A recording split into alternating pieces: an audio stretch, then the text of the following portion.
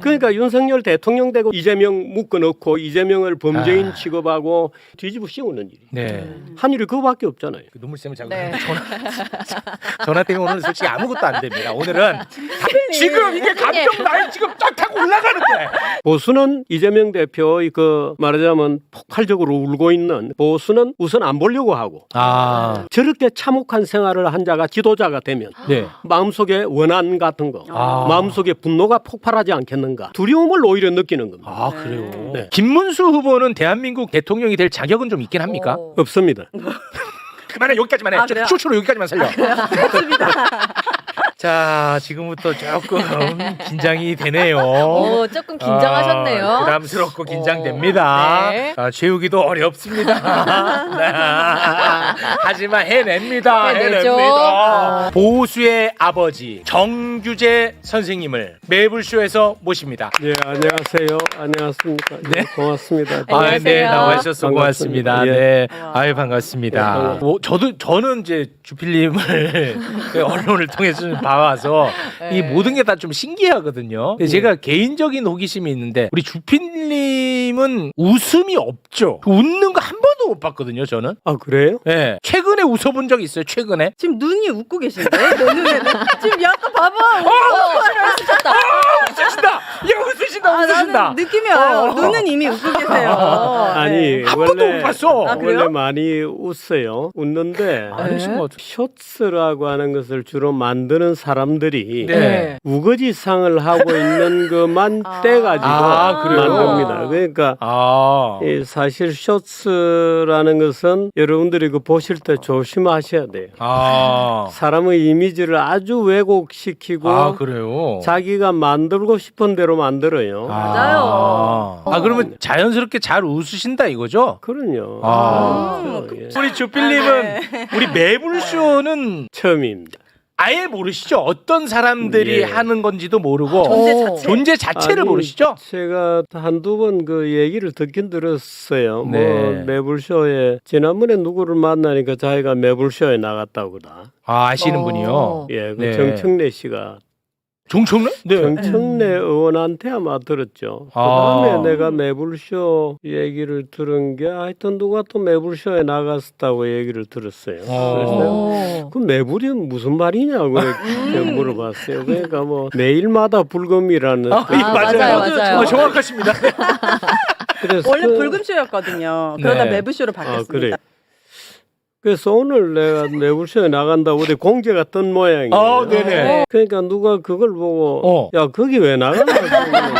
어딘지 알고 나가는 거냐 막 이렇게. 아 맞아요. 그래서 나오신다고 해서 깜짝 놀랐어요. 그래서 아. 무슨 거기는 코미디 풍으로 뭘 하는 데인데 네가 거기 왜 나가? 뭐 거기서 왜 나와? 이러는 거죠. 그래서 제가 그런 느낌이겠죠. 예, 놀랬습니다. 자 그러면 이제 본론으로 좀 들어가 보겠습니다. 네.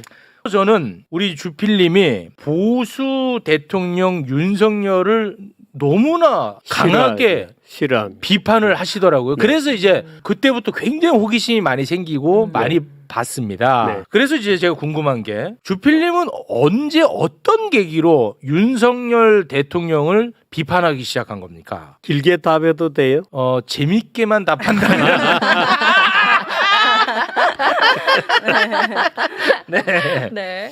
사실은 윤석열이라는 분은 이 국가의 지도자가 될 만한 분이 아닙니다. 지도자 반열에 들 분도 아니죠. 막 나가는 굉장히 거칠게 검찰권을 호주머니에 넣었다 뺐다 휘두르는 아주 폭력적인 인물입니다. 그걸 언제 인식하셨습니까? 문재인 정권 때 인식했죠. 아, 그럼 그때부터 줄곧 비판을 하셨겠군요. 그럼요. 문재인 정부 때 어떤 일이 있었느냐 하면 네. 단편은 알고 있는 분들도 있죠. 박근혜 대통령이 받은 돈 한 푼 없이 구속이 됐습니다. 네. 뇌물을 한 푼도 받지 않았어요. 네. 근데 뇌물죄로 구속이 됐습니다. 네. 물론 구속영장을 친 사람은 따로 있습니다만은 어떻든 윤석열의 지휘하에 이루어진 일들이죠. 전직 국정원장 4명이 구속이 됐습니다. 전직 보수 쪽의 인사 1000명이 수사를 받았고 1000명이 200명이 구속이 됐습니다. 200명 구속. 전직 대법관 14명이 구속이 되거나 재판에 회부되었죠. 이 14명 거의 대부분이 무죄가 났습니다. 아, 14명. 그런데도 구속이 되었습니다. 여러 사람이 수사를 받다가 죽었습니다. 이런 일들을 자행한 탑의 지휘관이 말하자면 윤석열이었어요. 네. 말하자면 민주주의 사회에서 있을 수 없는 조선시대 사화 같은 일이 벌어진 겁니다. 그러니까 자기들과 정파가 다르다고 해서 수백 명을 말하자면 감옥에 집어넣고 재판에 돌리고 했던 그 장본인이 윤석열이고 그걸 지휘한 사람이 문재인 대통령이에요. 근데 대부분 사람들이 사실 잘 몰라요. 근데 그 말하자면 망나니 같은 역할을 한 윤석열을 보수가 스카우트를 해가지고 지도자로 삼았습니다. 이상한 일이죠. 예. 그 나로서는 도저히 받아들일 수 없기 때문에 난 받아들이지 못한다 하고 소위 보수 진영의 광기에 대해서 그럼 보수 진영이 왜 그랬을 것 같아요. 아, 윤석열이 칼춤을 잘 치는구나.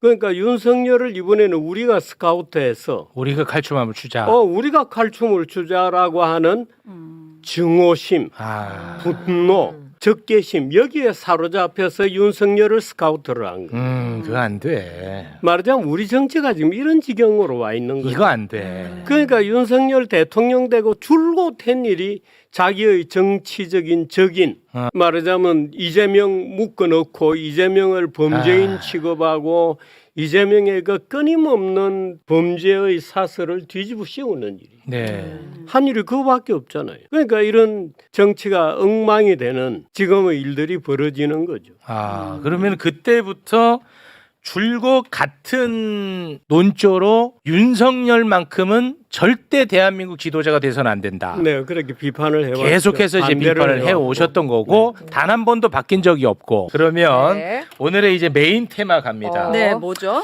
정말 상상하기도 어려운 국민의힘의 대선 후보 교체 쿠데타. 와, 저는 이거 보면서 진짜 너무 놀랐습니다. 이거는 뭐 상상을 할 수 없는 정도의 수준이었거든요. 그런 어떻게 일이죠. 보셨습니까? 네, 얼굴을 붉히면서 봤습니다. 네. 얼굴을 붉히면서 밤늦게 벌어지는 일이 제가 12시 넘어서 잠자리에 들었는데 아침에 일어나 보니까 참 그 사이에도 무수한 일들이 벌어졌더라고요. 네, 토요일 아침에. 네, 그래서 야 이제 드디어 막장까지 가는구나. 국힘당이 드디어 자기 존재를 부정하는 정당으로서의 존재를 부정하는 우리나라 헌법에는 정당에 관한 조항이 있습니다. 네. 제8조에 정당은 민주적이어야 하고 말하자면 정당이 민주적 범죄의 조직에서 이탈하게 되면 헌법재판소는 그 정당을 해산하도록 되어 있습니다. 네. 물론 정부가 신청을 해야 되는데 그렇습니다. 그런 조항이 8조에 있습니다. 그래서 국힘당이 드디어 저 헌법의 8조에 걸려서 해산되기를 결심을 했구나. 네, 이런 생각을 했죠. 그 국힘당은 제가 윤석열 사건이 생긴 이후로 저 정당은 망해야 된다. 저 정당은 빨리 해산이 되어야 좋은 보수 정당이 태어난다. 네. 근데 자, 지금 전화 옵니다. 네. 네. 거기 왜 나갔냐고 계속 전화 옵니다. 죄송합니다. 아까 이걸 끈다는 게 괜찮습니다. 괜찮습니다. 네. 눌렀군요. 예. 네. 거기 왜 나갔냐고 계속 전화 옵니다. 네. 방송 보고. 근데 바로 그렇기 때문에 이 국민의힘당이 자리를 차지하고 있는 동안은 어떤 보수 정당도 그 자리에 끼어들 수가 없습니다. 국힘당과 민주당이 그런 정당 제도를 법적으로 만들어 놨어요. 말하자면 그런 양당이 양분하는 하나는 전라도를 중심으로 한 서쪽에서 하나는 대구 경북을 중심으로 한 동쪽에서 양대 정당이 지역을 갈라먹고 그 지역을 독점하는 사실상 5대5의 균형 상태를 유지하려고 양당이 그런 정치 제도를 꼼수로 만들어 놓은 겁니다. 그 제도를 타고 국힘당이 마음대로 타락하고 있는 거죠. 맞아. 그러니까 누가 우리에게 도전을 못 해온다 하는 그 법적인 안정장치 때문에 저렇게 타락하면서도 거기 왜 갔냐고 계속 전화 옵니다. 그런 그래 진정으로. 그래서 이제 우리 주필님의 말씀을 제가 정리를 하자면 네. 이 정말 그 쓰레기 같은 국민의힘이 없어져야지만 그래도 제대로 된 보수 정당이 나올 수가 있어. 그나마 없어질 수 있어요. 건강한. 국민의힘이 네. 지키고 있는 한 네. 죽었다 깨어나도 건강한 모습은 나올 수가 없기 때문에 네. 나 정규제는 이 국민의힘이 없어져라 지금 소리를 내고 있다. 그런 근데 말씀입니다. 일반 국민들 입장에서는 그냥 당의 이름만 바꿔서 뭔가 쇄신을 시도하잖아요. 뭐 새누리당, 맞아. 한나라당, 간판가리는 안 돼. 그럼 이 사람이 바뀌어야지 사실 바뀌는 건데 간판가리 그것까지 안 돼. 완벽하게 바뀔 가능성이 있다고 보십니까? 안 돼. 잘 없을 거로 봅니다. 그죠.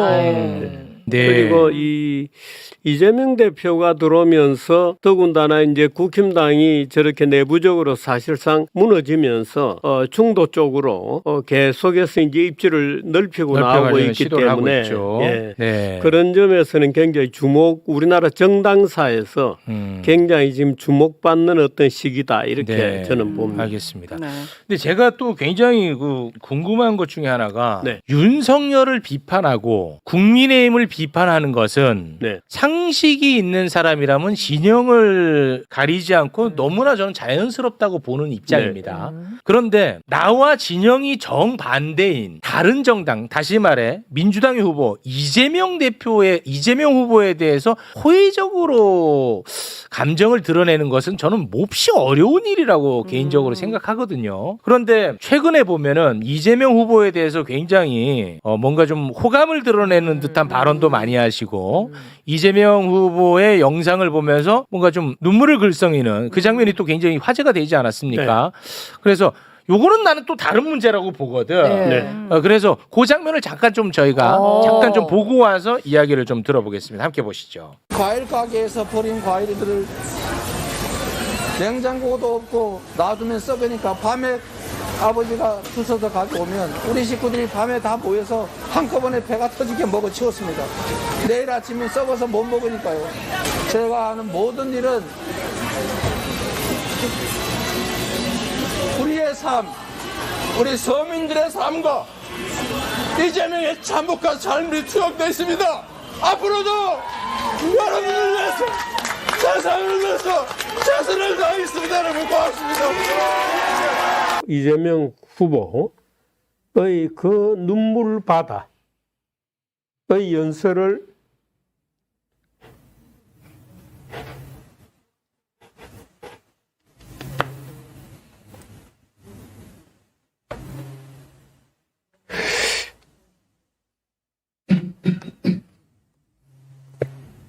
그걸 보면서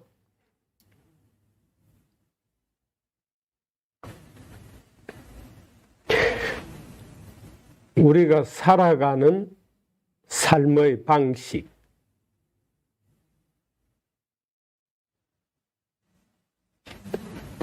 무엇이 서민들을 보호하는지. 네, 지금 그 눈물샘을 자고 네. 전화 때문에 오늘 솔직히 아무것도 안 됩니다. 오늘은 다 틀렸어. 눈물 쏙 야, 들어간다. 다 틀렸어. 오늘은 지금 전화 때문에 전화 공격. 전화 때문에 아무것도 안 돼. 오늘은 아니 지금 이게 감정 나이 지금 쫙 타고 올라가는데 지금 이 감정선 쭉 올라오는데 오늘 전화 때 아무것도 안 된다고 오늘. 지금 다 진짜. 울다가 웃다가 솔직히 아유. 매불쇼가 문제가 아니라 우리 주필님 전화기가 더 문제입니다. 디도스 공격이야 이거. 전화 공격. 어떻게 된 전화 거예요? 공격인 것 같군요. 전화 공격.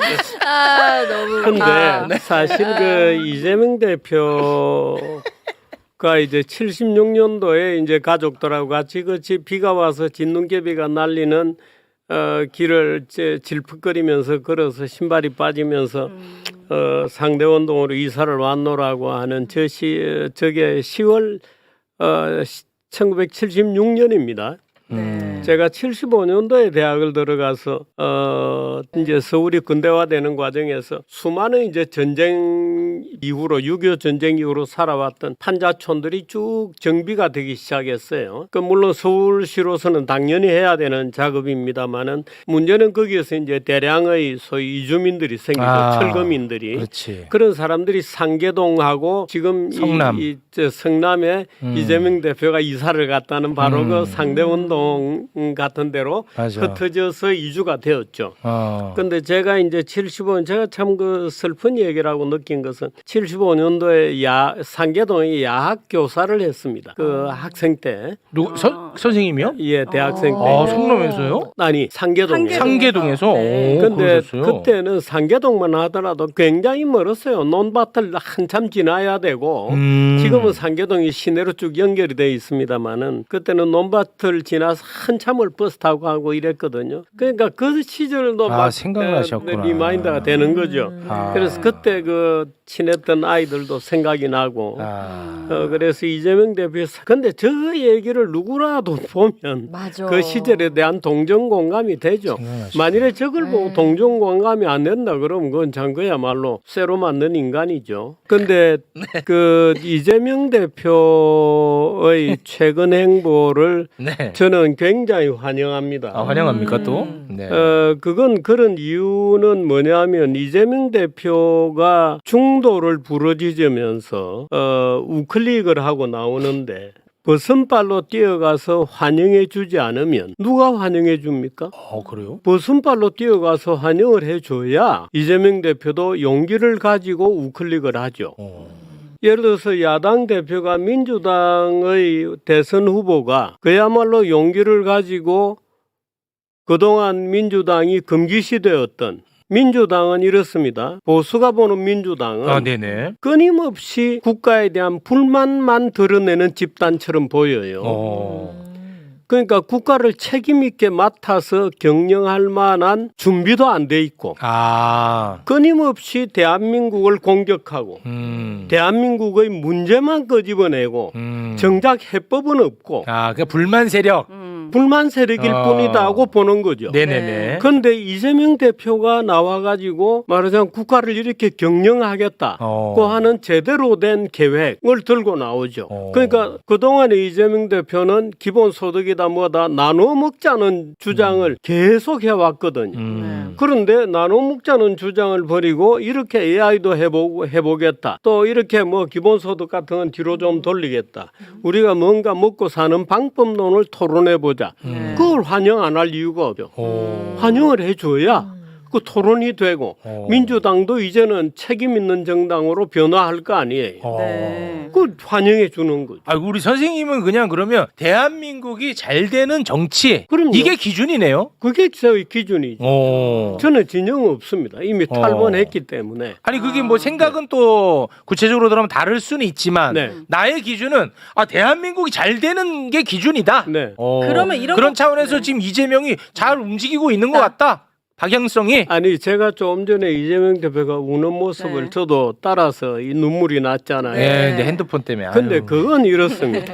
예를 들어서 이렇습니다. 보수는 이재명 대표의 그 말하자면 폭발적으로 울고 있는 그날 아마 이재명 대표가 운 눈물을 다 합치면 아마 1리터는 넘을 거예요. 무지하게 울거든요.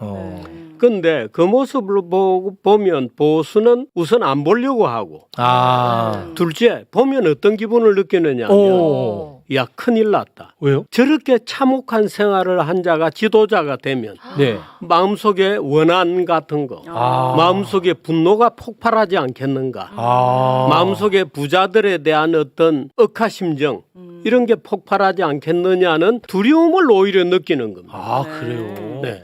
근데 지금 우리 세우 씨 같은 분들은 보면 또 누가 동정 공감을 안 하겠냐고 얘기를 하잖아요. 저도 그렇게 얘기합니다. 근데 많은 보수가 느끼는 거는 야 큰일 났다. 좀 평범한 어린 시절을 보낸 사람이 없나. 그렇게 느끼는 거죠. 야 어린 시절이 저렇게 참혹하면 뭔가 가슴 속에 맺힌 거 이런 거 가지고 정책이 제대로 되겠나. 분노심 이런 거 가지고 부자 빈자를 또 갈라치기 하고 이렇게 나오지 않겠느냐고 공포심을 느끼죠. 근데 제가 이재명 대표를 요즘 열심히 말하자면 대중들에게 많이 소개도 해주고 또 중간지대 또 보수들에게 소개를 해주는 이유는 이재명 대표가 그거를 극복하려고 굉장한 노력을 해왔고 또 투쟁을 해왔고 드디어 달라진 모습을 보여주고 있죠. 제가 환영하지 않을 이유가 없죠. 그래요. 그런 것이죠. 저는 그 손발로 쫓아나가서 환영해줘야. 아니, 보수의 시각을 말씀해 주시는 게 나는 오늘 가장 좋네요. 뜻깊은 시간인 것 같아요. 네. 개인적으로는 그렇게 느낍니다. 지금 네. 말씀하시죠. 외람된 질문일 수도 있지만 외람되면 이게 참 골치 아픈데. 하나의 걱정거리 약간 외람되면 하지 마세요.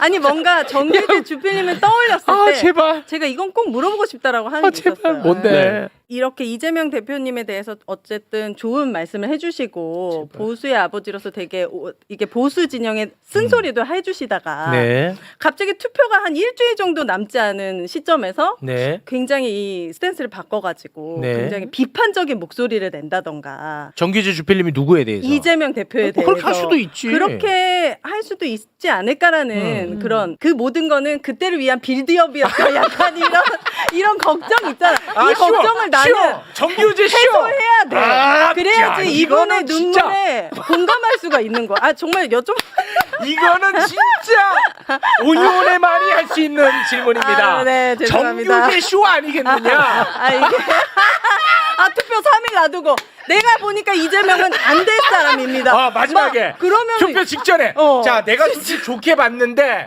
알고 봤더니 이거 진짜 이재명 나쁜 놈이더라. 여러분 내가 잘못했습니다. 이재명 찍지 마십시오를 위한 빌드업 쇼. 나는 그런 걱정이 와 있었어. 좋은데 와. 오윤회 좋은데. 와, 네. 오늘 선생님 빵 터지셨는데요. 와. 네, 자. 그 질문은 그럴 듯은 한데 네. 좀 황당한 질문인데 황당합니까? 황당하십니다. 아마 쇼츠만 보는 모양이에요. 맞아. 쇼츠만 보는 모양인데 아 죄송합니다. 오늘도 또는 최근에도 제가 그 이재명 대표 여러 가지 정책 중에 미진한 정책들은 격렬하게 비판을 합니다. 미진한 네. 정책은. 예, 잘못된 정책은 저건 잘못되었다 하고 비판을 많이 비판도 합니다. 하고 네. 있다. 그 이재명 대표 본인이 저인데 직접적으로 만나서도 여러 가지 비판을 했어요.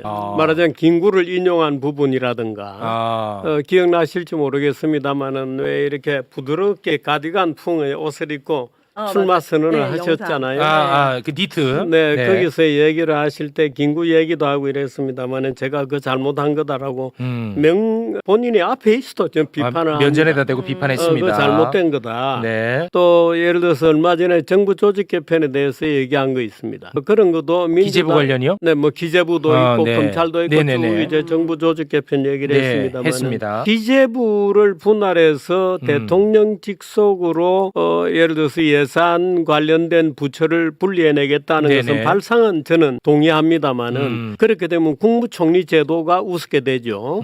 이제 그런 여러 가지 문제들도 네네. 비판을 하고 민주당이 아직도 이 대한민국의 성취를 부정하고 그저 문제만 지적하고 하는 불만 세력에 불과한 스탠스다.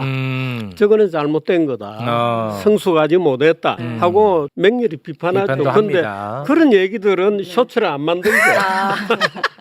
그러니까 제 질문에는 yes or no로 대답해 주시면 그런데 오히려 그 쇼츠를 만드는 친구들이 네. 예를 들어서 자기들의 로직에 맞는 것만 이렇게 오려가지고 아니 뭐 그렇긴 하겠죠. 왜곡된 이미지를 만드는 거죠. 아니 뭐 그렇긴 네. 하죠. 돌변하진 그렇습니다. 않으실 거죠. 아니 지금도 그 질문이 네. 성립하지 않는다는 거야. 지금도 이재명 비판을 후보를 하고 비판할 건 있습니다. 한다. 그러니까 그 네. 질문이 성립하지 않는다라는 말씀이야. 네, 네. 네. 지금도 비판을 열심히 합니다. 알겠습니다. 네, 알겠습니다. 기본적으로 일단 두 분은 대화가 안 됩니다. 네, 그래서 제가 중재를 하고 있습니다. 감사합니다. 네, 네. 고맙습니다. 네. 자, 그러면은 김문수 후보가 국민의힘 후보가 됐습니다. 네. 김문수 후보는 대한민국 대통령이 될 자격은 좀 있긴 합니까? 없습니다. 왜 없죠? 야, 그만해. 여기까지만 해. 아, 그래요? 쇼츠로 여기까지만 살려. 없습니다.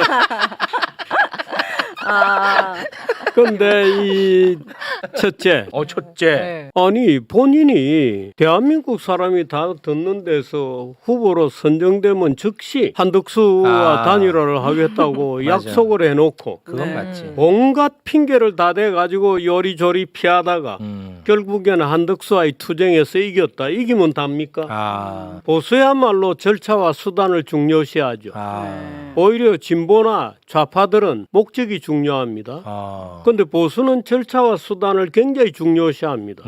법치주의를 중요시하죠. 네. 그게 절차적 정의를 중요시하는 거거든요. 네. 보수는 사실 지켜야 될 덕목이 굉장히 많습니다. 음. 보수는 사회의 기초입니다.